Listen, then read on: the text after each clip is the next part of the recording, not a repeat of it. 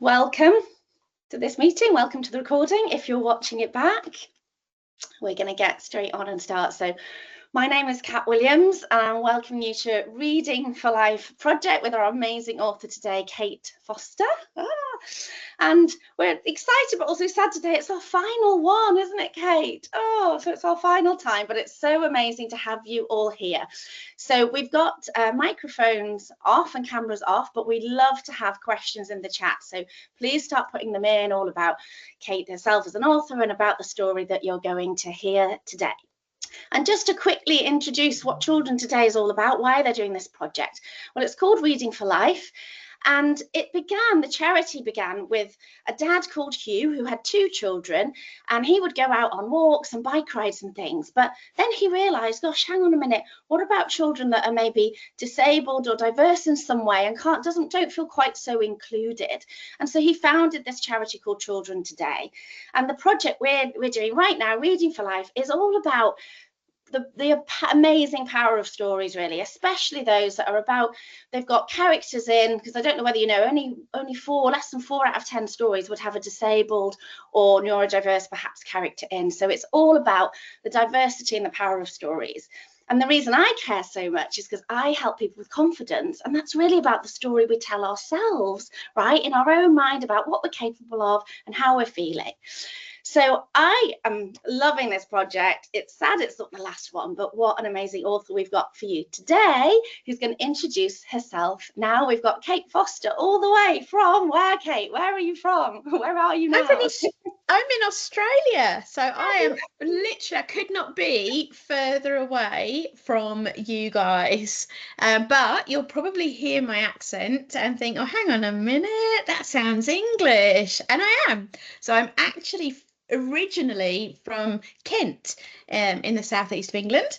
I don't know if we've got anyone from Kent here today, but that's where I was born and where I grew up. I lived on a council estate in a town called Tunbridge in Kent, and I went to school there and I grew up there and I had my children there, and I moved out to Australia about 11 years ago. So I'm now an Australian citizen as well as a British citizen. So it's a beautiful part of Australia that I live in. I live on the Gold Coast, which is beautiful sandy beaches, sunshine all through the year, even the winter. Oh, there's beautiful rainforests and wildlife and nature. And yeah, I don't miss England very much. Am I allowed to say that? Oh, sorry. Okay, we've got sunshine at the moment. It's okay. It's fine. You. Woo. So I'm an author. I write children's books. I've been writing since I was about 4 years old. That's as far back as I can remember, as to when I wrote my very first book. It was called Monty Mouse. I remember that much. I don't really remember what happened to Monty Mouse, but he went on all these adventures and I'd done all these stories. I'd done the illustrations, coloured them in. I'd made a front cover and a back cover. I think I even wrote a biography. I was 4, so I can't imagine what the biography in the book was, but I'm sure it was amazing. Anyway, I was so proud of this book. And I ran into the lounge to show my mum and dad, and they were so proud. Congratulations, they said, you're an author, you've made a book.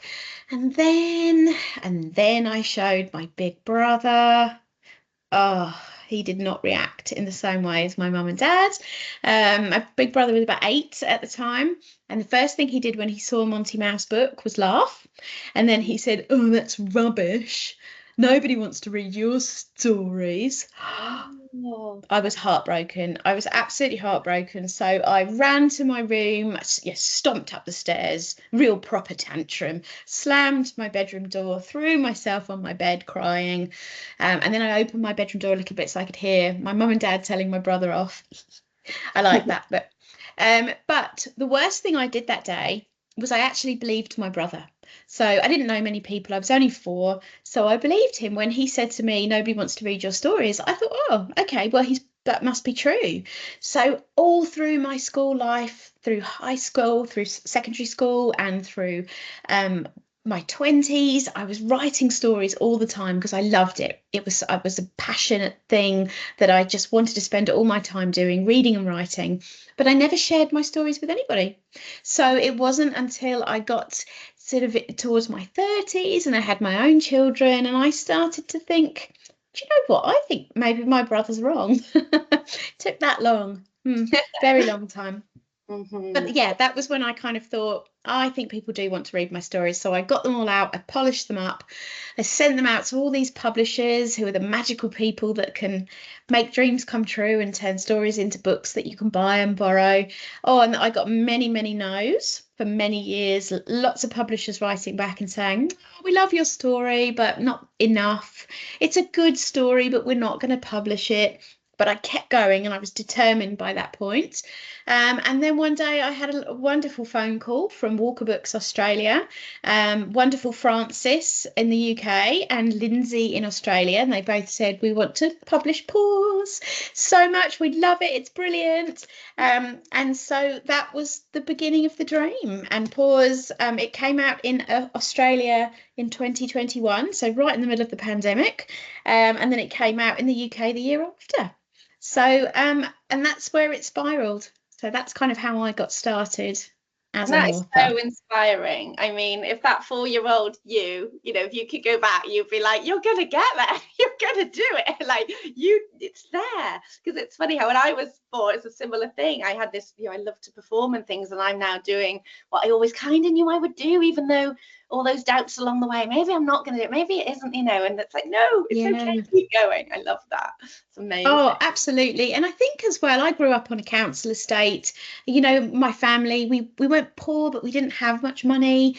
So we didn't have lots of rich things and we couldn't do all of the things a lot of the people I went to school with could do.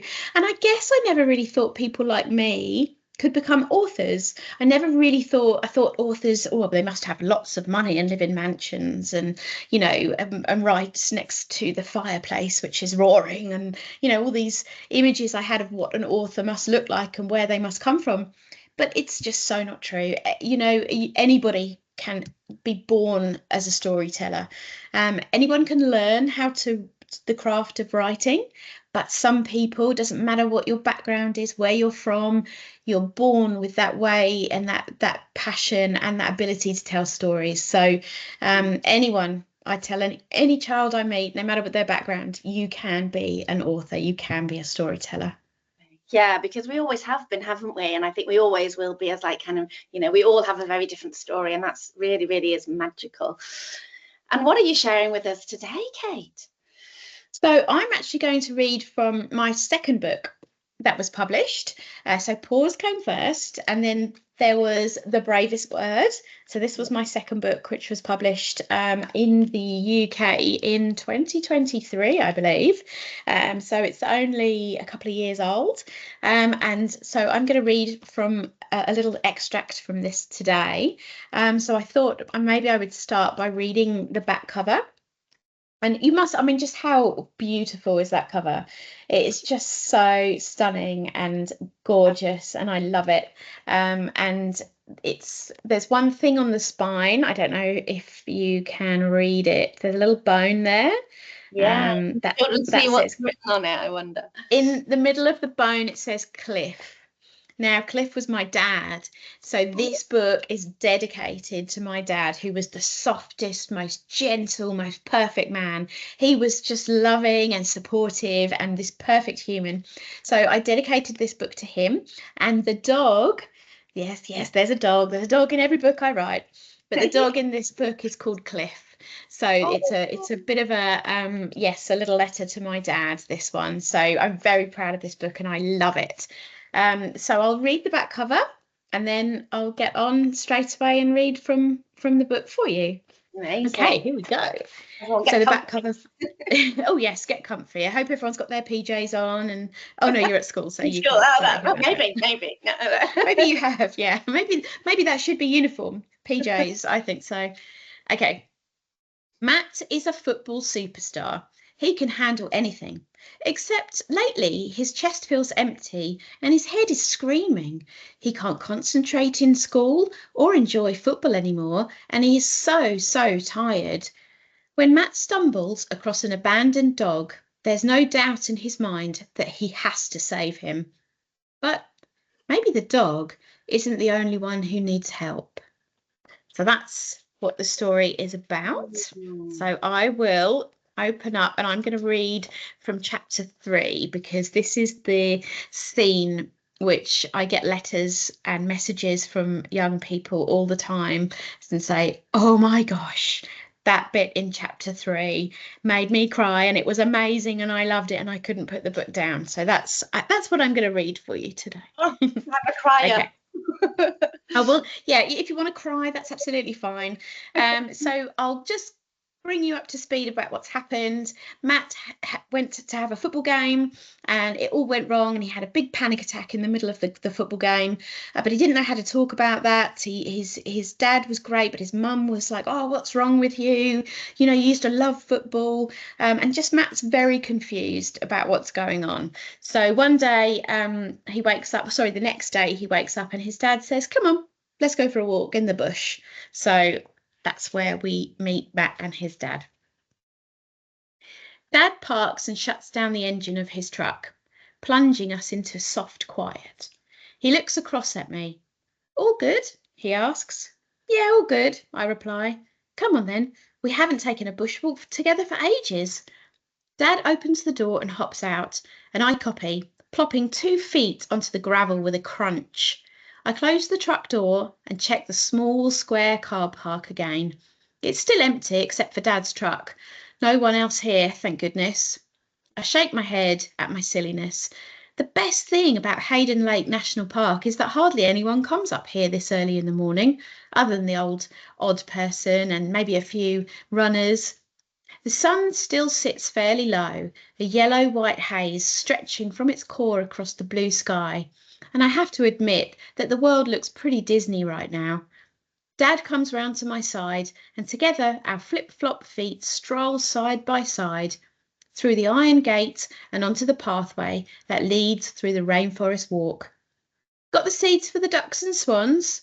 I pat my pocket, the paper bag crinkling beneath my palm. Yep, and the cornflakes for me. I love snacking on dry cornflakes, something Grandad used to do. Dad chuckles. Nice. I'm surprised you're not full up from that porridge this morning. After not eating much yesterday, I was starving. It's warm already, but the trees create a light speckled roof above us and bring a coolness to my neck and face. The birds chirp their good mornings as we pass, flitting from branch to branch, and bushes and leaves rustle as unseen creatures scarper, probably thinking we're coming for them.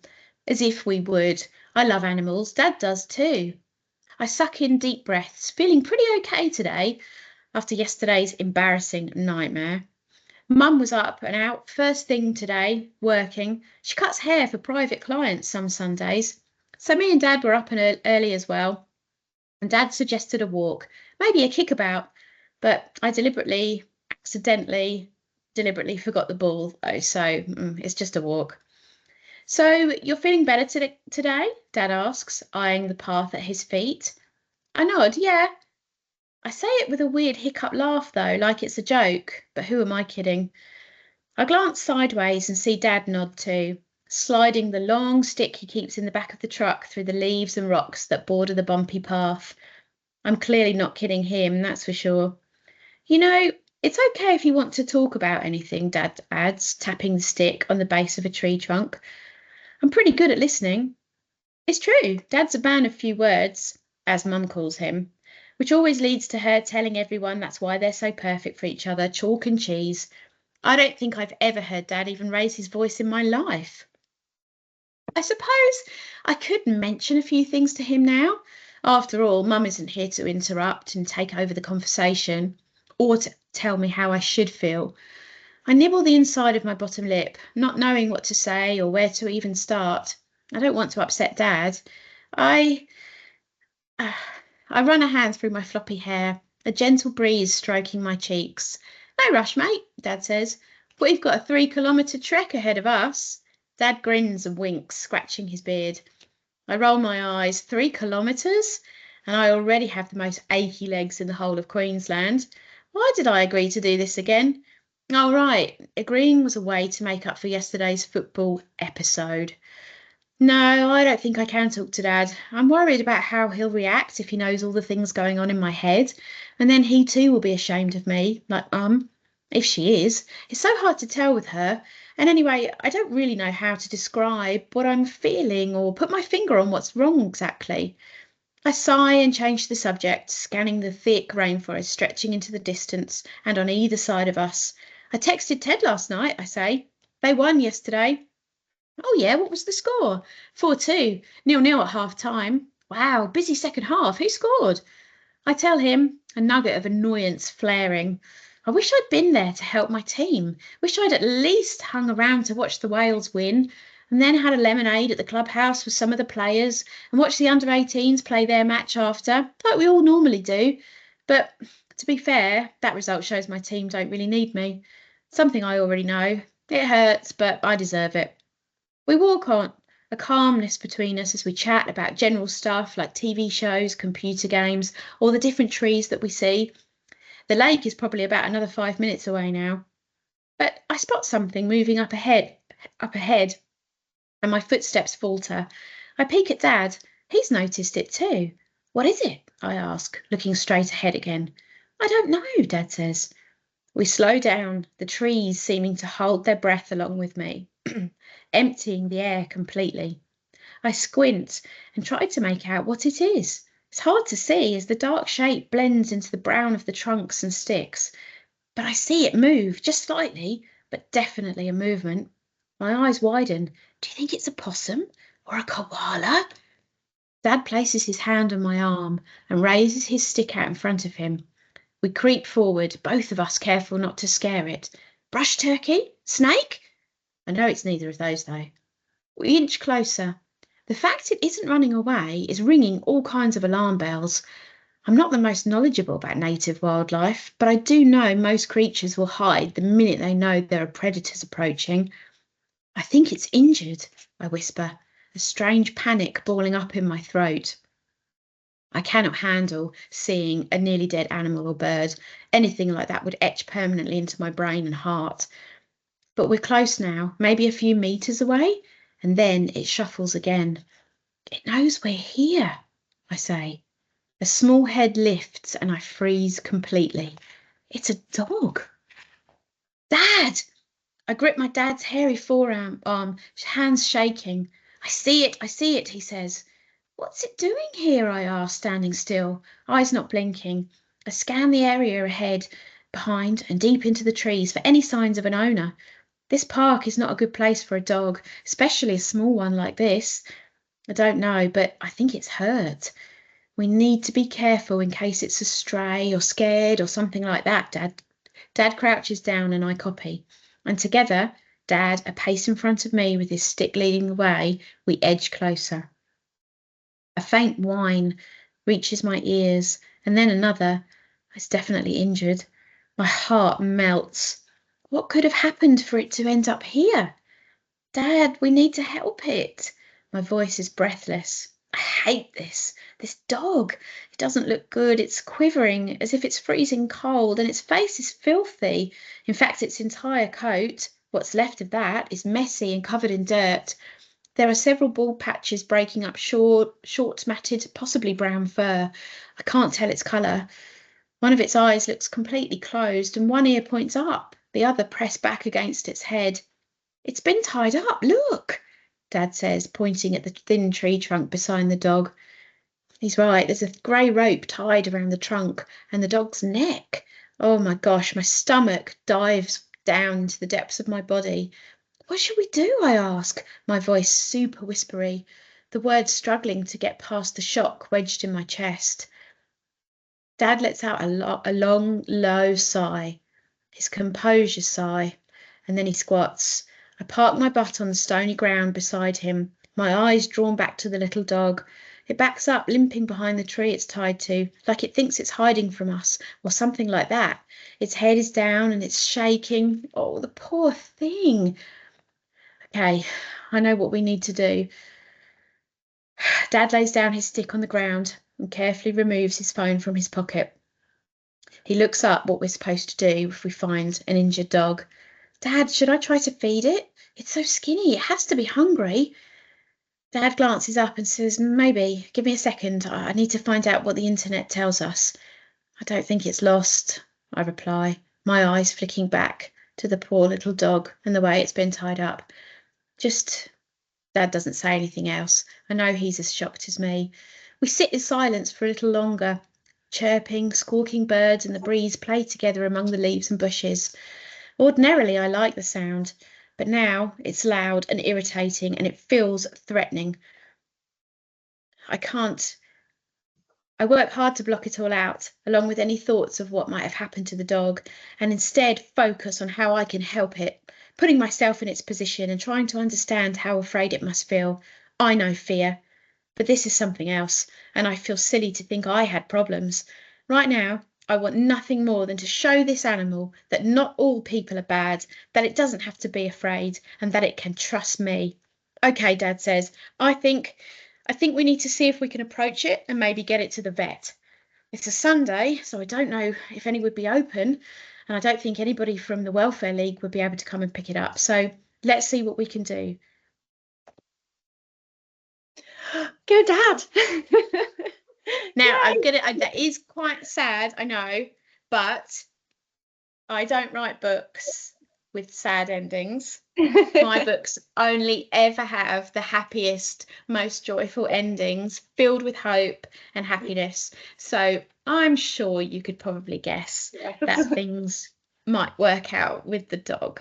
But well, and that was just the beginning, wasn't it? It sounds like that's the moment when yeah, that is the moment when everything starts to change for Matt, and obviously the dog as well.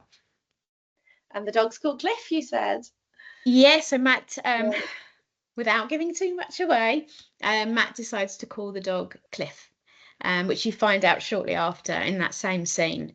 And they maybe become friends. I don't know.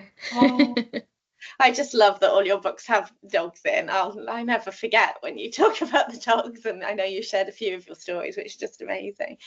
So let's hope we're going to get some. I'm going to try and look at the chat. Any questions? Oh, I can see a year 4 is typing. Fantastic. So let's see what question pops in. And I've got some here ready as well, depending on whether that's coming in. Maybe I'll see. Oh, here we go. How many books have you written? Thank you, year 4. Oh, yes. I love this question. So I have written probably about 25 to 30 books altogether. Now, not all of those books will be published. Lots of those books were me learning how to write and learning how to tell brilliant stories. So the books that are currently published and that you can buy around the world, I have Paws, The Bravest Word, Harriet Hound, The Unlikely Heroes Club, Third Time's a Charm, and Small Acts. So that's 6 books in the world at the moment. But I have about 7 more on the way. But I'm not allowed to talk about those. So I'm sorry. And they've all got dogs in, right? They're what, sorry? They have all got dogs in. No, actually, they have not. I know, shock horror. I'm sorry. But no, they don't. 3 of them do. In fact, 3 of them have a very special assistance dog in them who is, they're all about their mysteries based around the world. And this boy and his assistance dog have to, maybe solve these mysteries. But the others don't. No, there are no dogs in the other 3. I know. All right. And we have a question again from year 4. How do you start writing a book? What a great question. It's like, oh, how does that start? Yeah. Oh, it's very difficult, but most of my stories, and it's different for every storyteller and every author, everybody does it differently in their own way. But for me, my stories always start with a thought. So something may happen to me, or I may see something, or I may overhear a conversation, or maybe I'm watching a TV show and there's a character in it, and my brain just seems to make an attachment to that moment. And I think, oh, I wonder if that happened and that happened and that happened. Well, that would be a good story. Maybe I should work on that. And it kind of builds from there. So sitting down and facing a blank page, ready to write that first chapter and that first page is often really, really exciting. And I adore that first flurry of words and excitement to get the story down. And then comes the hard bit. The hard bit is always getting over the middle of the book. But it always starts with a little idea, a little moment, something I've seen or heard. So I always recommend, if you're out and about and you're doing things and you see maybe two birds chasing each other through the trees, think, oh, I wonder what they're chatting about, I wonder what they're doing, and write it down. And then the stories, they just come from there. So yeah, stories are literally everywhere. I love that. And we've got lots of questions coming in, but I've just got a burning question so do you sort of have a notebook with you? You said about the blank page with your computer, but sometimes are you like, oh, I've just had a thought and I need to get it down quick before it flies away again? Do you ever do that? Yeah, I know a lot of authors who are brilliant at that, and they take notes on their phone. They're like, oh, yeah, I've got to make a note of this, or they have their notebook in their bag. I'm not brilliant at that. I'm like, yeah, I remember about an hour later, and then very often I've forgotten what it is that I need to write down. But that's how I think I come up with the best ideas, because I think if I remember it by the time I get home, or I remember to write it down, then it's obviously made a big impact on me. Yeah, and it's made that connection. Yeah, I love that. Exactly. Like a post-it note or something, it's stuck somewhere so I can get it back. Yeah, exactly that. Yeah, and it's like that obviously is important because I've remembered that one. Yeah. And we have a question. The next, are all your books for children? Another great question. Absolutely. Absolutely. Children's books are without the doubt the best. And you know what? It doesn't matter how old you are. Children's books are just as brilliant. All I read these days are kids' books because they, for me, have the right balance of drama and serious messages, but they're also packed with fun and adventure and hope, and positivity. And I just think you can learn so much from children's books. So I at the moment, I'm only writing children's books. One day I might have to write an adult book just to try and earn more money. But that's a whole other you don't want to know that conversation. Almost, I would like if we were with the children now, or anyway, it's almost like saying, are they really children's books? Because when I work a lot with adults and children, and I think we all need to be children still. We all love exactly what you said, the adventure and the intrigue and the drama and the fun. I think I bet the children would agree with me here. Like, adults can forget how to have fun and be curious and just run and just jump and all of that. And so it's kind of like, are children's books really just for children? I reckon they're for anyone. Oh, they really are. And even picture books, like, people go, oh no, so their picture book's only like 500 words, but the stories in the illustrations as well, and all the different things you can see when you pick up these books, the different detail you'll notice, and it's just beautiful. Like this is something I always refer to very often. If you ask a grown-up what book they love, what book has made an impact on them, they very often will name a children's book. And exactly. And I think that's because when we're kids and we read these books, they make such a massive impact on us at a time when we're growing and we're learning, and so they influence how we grow up and how we approach the world. So like children's books. And maybe in the chat, even, there's so many gorgeous questions here as well, but just the answer to that question, I'd love to know that book, maybe even for the teachers or for any of your children listening. What is that book? Because for me, shall I tell you which one? I can't remember if I've told you this before, Kate. It's The Secret Island by Enid Blyton. Have you read that one? It just never left me. I must have read it, oh my goodness, probably, I don't know, 30 times. It feels like I just read it, because it was just that sense of like escaping into something, like, having your own adventure, doing things like with that I don't know, that kind of confidence, and it really stuck with me. And I think Yeah. it has directly influenced what I do now. I'm kind of, you know what, I'm going to just find my own way. I'm going to go on my own little adventure. And I've always remembered that. So it really, Yeah. really influenced. Like I say, that story we tell ourselves, we're always reading and picking up stories, and it can have a massive, stays with you. So which Oh, one's 100%. Yeah. I mean, obviously we're very similar age, and so Enid Blyton for me was hugely influential. The Wishing Chair Adventures, the Enchanted Forest, well, the Enchanted faraway Tree. tree? The The faraway Runaway, tree. yeah, Faraway Tree. That's it. Yes, gosh, mixing up all my books. I adored anything really Enid Blyton. I also loved the Worst Witch series when I was younger because I think Mildred Hubble was me. I saw myself in Mildred. But more recent books which have impacted me hugely, and probably a lot of my writing, are Monster Calls by Patrick Ness. If you're going to read that book, do have some tissues handy because it's extraordinarily clever and brilliant, and such an important read for anybody of any age. So that's been hugely impactful on me as well. So I could just keep going. I could talk about Jez Albra's books, Fix It Duck and Some Dogs Do. And anyway, I'll stop. No, it's amazing. So we've got lots more questions here as well. So do any of your books have pictures? I think that's the next question in the order. They do, yes. One book published so far has illustrations. I have another one coming out later this year, which has also got lots of lovely illustrations, and also a picture book, which is coming at some point, maybe next year or the year after. But the book at the moment, which has illustrations, is Harriet Hound, which is they say for 6 to 9 year olds, but hey, what's that all about? So this is actually it's got 3 short stories in it, this one. So this is Harriet Hound. You could probably guess from the picture that she's a superhero, and you could probably guess what her magical superpower is. But it's the dogs from her family rescue shelter.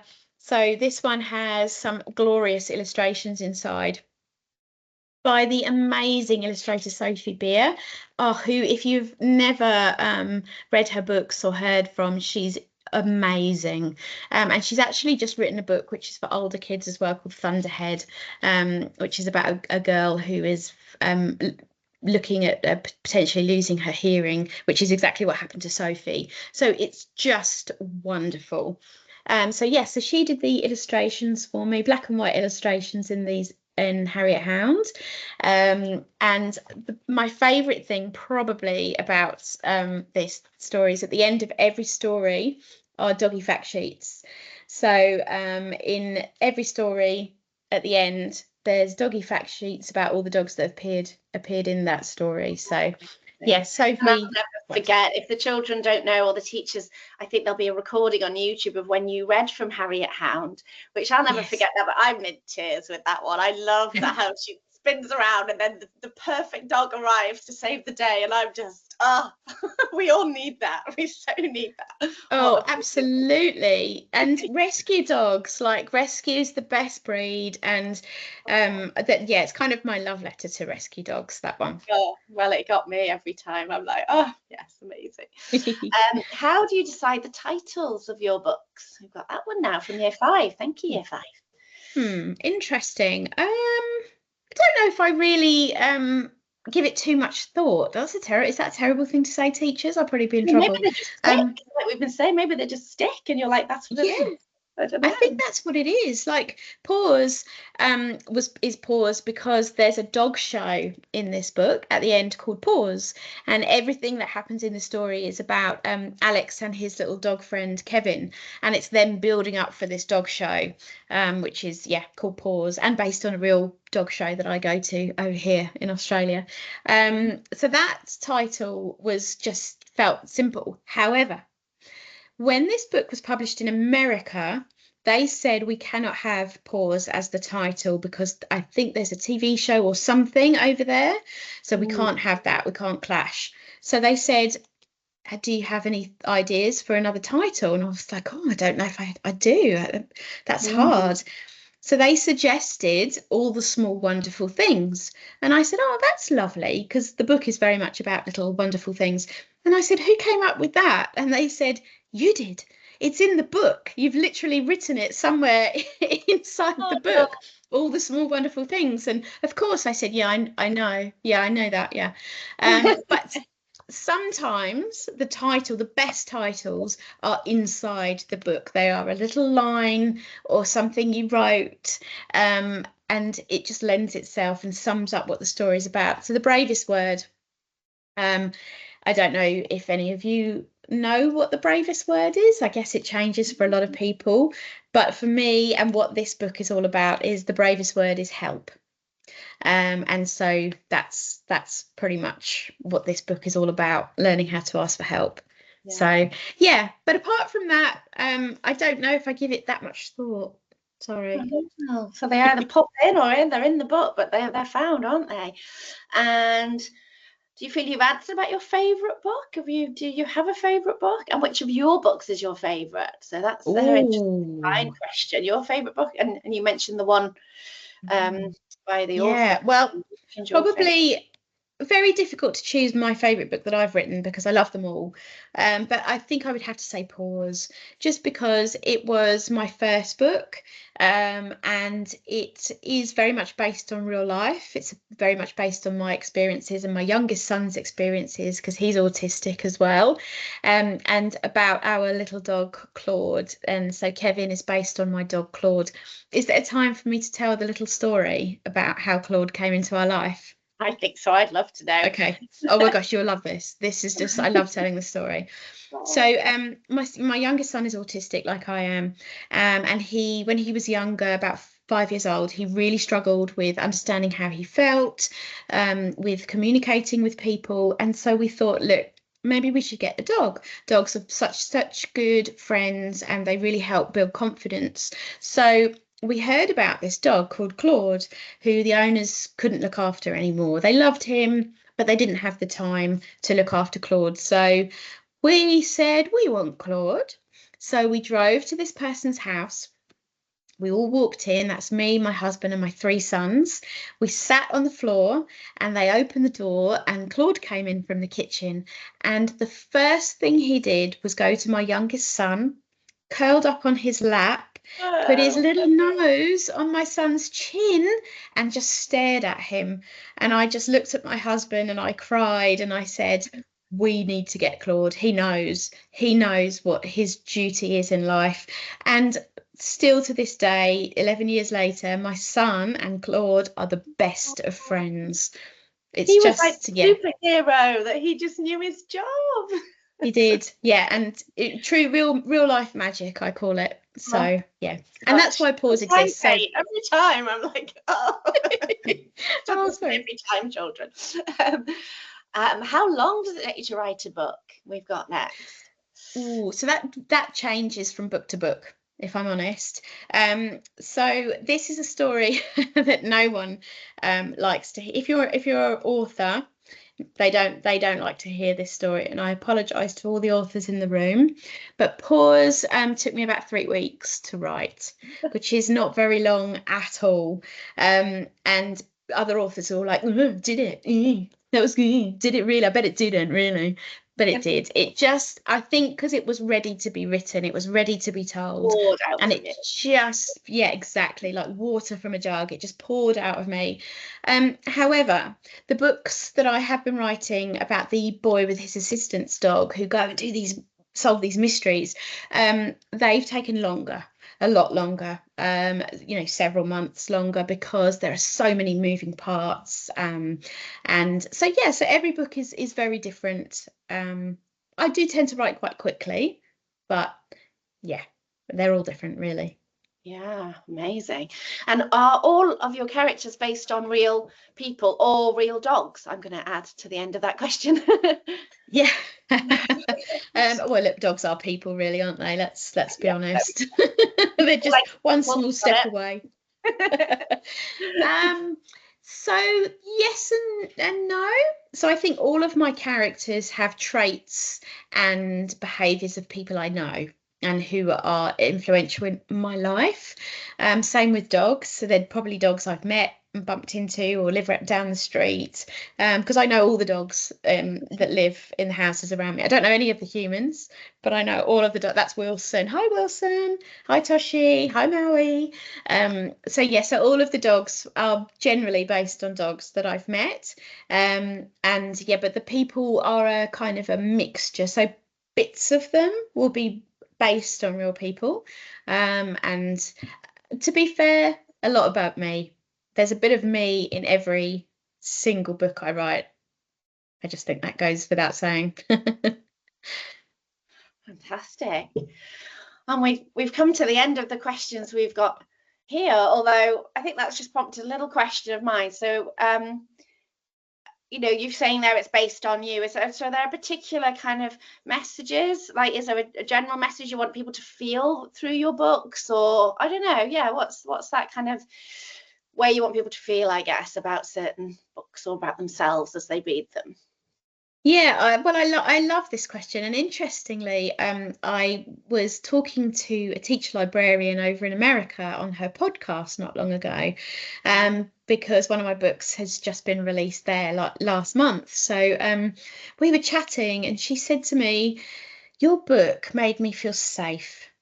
And I actually wanted to cry a little bit, because that, I think, probably sums up how I want people to feel when they read my books. I don't want them to feel threatened or anxious. I want them to feel welcome and warm and safe. So that's kind of what I always go for when I'm writing my characters. I invite the reader into what it's like to be autistic, but obviously autistic for one person, because it's different for every single autistic person. But I want people to be invited inside that person and their life and their day-to-day experiences, so they can make connections and they can understand a little bit more about how confusing life can be when you're autistic, and sometimes how simple things can make such an enormous difference. How to be a friend, how to be compassionate and empathetic. So yeah, they're the things I want people to take away from my books, is to feel safe. That's initially what it is, but then just to learn to be confident in themselves, but also know how to reach out to others and welcome people into their lives. I love that. And looking back when you were reading then and when you started writing, I love that story that you told us at the very beginning about being 4. Looking back now, do you think that stories made you feel so safe because you were a reader, and then the writing of them was as safe and, like, just I think something that flowed out of you, like you sort of mentioned, that almost made you feel safe to tell your stories? I think so, yeah. I think I don't know if I've given that much thought before, but yeah, very possibly. I certainly read as an escape, and it was just a way of switching off a very loud world. So reading was a perfect way to just disappear. And writing was often my way of making sense of the world, and the things that happened to me, and or sort of being very anxious about, did I say that right, or did I say that wrong, or should I have done this? So I used to write a lot like that to try and make sense, of that situation. And yeah, I guess in the end it was about being able to offer that escape to and that connection to other people. So that's why I carried on. Yeah. And I think I would love, maybe, well, I'm sure we've inspired and you've inspired the children and those watching the recording as well today, like, to maybe just write. They just free writing. I've got a friend of mine that's doing a storytelling project in the UK of just getting children to just write if you want to, for that reason. See what comes, see how it makes you feel. Yeah. If it's not something you feel Absolutely. yeah. And to forget, I know that in school it's important to learn grammar and punctuation and spelling, and of course it is. But sometimes it's more important to just write. So just forget about all of the intricacies and the details and just write, pour things out of your brain, pour things out of your heart, and just put it on the page, because you can come back. You can come back once it's on the page. you can come back and make it better. You can correct things, you can make it stronger, you can change that bit. And that's one of the brilliant things about getting those first words out of your system. I would say when I was at school, I didn't like poetry at all. I found it just very difficult to follow and understand. Now, as I've got older, I love writing poetry. It brings me so much joy. It's less words, it's fewer words, which helps. But I actually have a verse novel coming out maybe in the future sometime, which is a novel in poetry form. And so yeah, that's another thing which I encourage everyone to do. You don't have to write trillions of pages of words. You can pour yourself into a 3-line poem. Yeah, whatever you feel like doing, do it. I love that. And I can see year 5 is typing. Oh, do your stories change a lot from how they started? Oh, good question. That is whoever that person is who asked that question, you may potentially have a job in publishing in the future. So yes, I don't know how much you guys know about what happens once an author sends their book to the publisher. But generally, that book will be edited, and that will be edited probably 3 times, maybe 4, maybe even more. So the first time that book is sent back from the editor to the author, that's when big story changes usually happen. So again, I would say it varies from book to book with me. But Paws is another, again, I'm sorry, other authors. Paws is pretty much exactly the same as it was when I first wrote it. It hardly changed at all. Some of the stories in Harriet, some of the details, they changed quite a bit. They had to, because they didn't make sense. But we just moved past that. We don't need to think about the things that I did wrong first time around. But yeah, so there are always changes that are made from the beginning to the published book. But they can vary. They can be huge or they can be tiny. And honestly, by the time your book is published, you usually are sick of reading it because you've read it so many times and you've made so many changes, and in the end you just say, oh gosh, just publish, do what you want with it, just publish it. Yeah. Well, and I'm in the process of writing my second book, and I'm in that kind of, I've done it, but yeah, I know there's going to be a lot of changes and but I'm going to do it. You're so inspiring. That's what I've loved so much about all of the authors we've had as well. It's kind of, I'm absorbing this sort of passion and like, just do it. So I'm going to do it. I'm going to do my second book. Yes, love it. Exactly. We're coming towards the end of our time. It's gone so quick, and what amazing questions we've had. So we have just 2 minutes if anyone is going to fire in a really quick last minute one. Otherwise, I will go to the final question I like to ask. And I know Lexi is typing. Maybe that's about something that everyone wants to know, but I do know that I think these recordings go on to YouTube.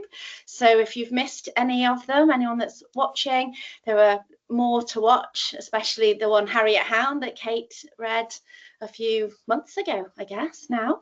March, I think it was, yeah. That out. Yes.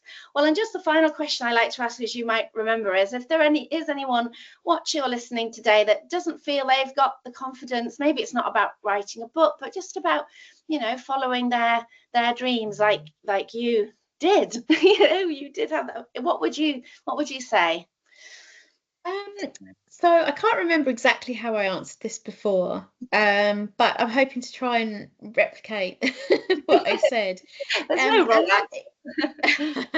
and that is that confidence doesn't look the same in everybody.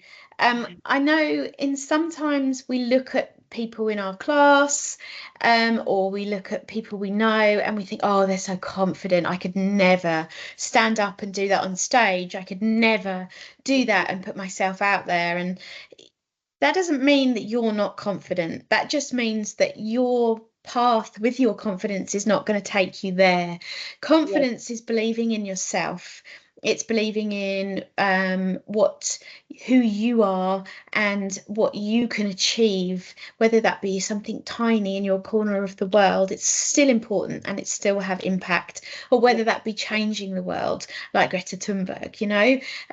It changes from person to person. So don't look around you and see these big loud people who and they're all flamboyant and they're acting and they're doing these amazing things, and think, well, that's not me, I have no confidence.